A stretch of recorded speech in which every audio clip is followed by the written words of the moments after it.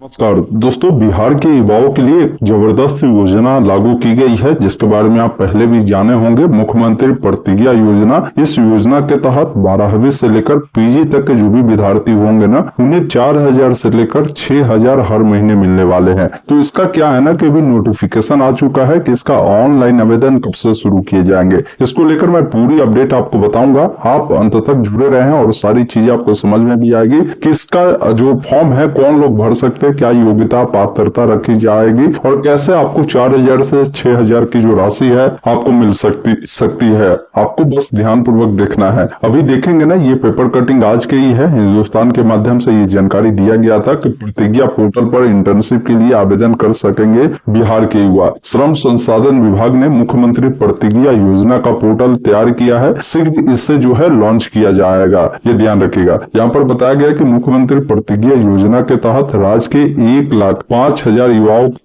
Internship देने की तैयारी तेज हो गई है। इसको लेकर पोर्टल तैयार कर लिया गया है। इसे शीघ्र लॉन्च किया जाएगा। इसके बाद पोर्टल के माध्यम से इंटर्नशिप के लिए युवाओं का जो पंजीकरण है वो शुरू होगा। साथ ही पोर्टल पर ही राज्य के अंदर तथा दूसरे प्रदेशों की विभिन्न कंपनियों की सूची भी रहेगी। श्रम संसाधन विभाग ने इसकी सारी तैयारी पूरी कर ली है। विभाग के सचिव दीपक आनंद ने कहा है कि युवाओं को अपने पसंद और जरूरत की कोई भी 3 कंपनी का जो चयन है उसका करना होगा। मान लीजिए आप जिस भी प्रकार के कार्य करना चाहते हैं, सीखना चाहते हैं, उस प्रकार की कंपनी का जो विकल्प है आपको देना होगा 3 प्रेफरेंस, ये ध्यान रखिएगा। और पोर्टल यहाँ पर तैयार है। पोर्टल पर सूक्ष्म माध्यम से लेकर बड़े उद्योग चलाने वाली जो कंपनी है उसकी सूची रहेगी। इस योजना के तहत 18 से 25 वर्ष के जो युवा है वो इंटर्नशिप के लिए आवेदन कर सकते हैं, जिनकी योग्यता कम से कम 12वीं उत्तीर्ण होनी चाहिए। साथ में अगर 10वीं के बाद ITI किया है या आपने 10वीं के बाद डिप्लोमा किया है,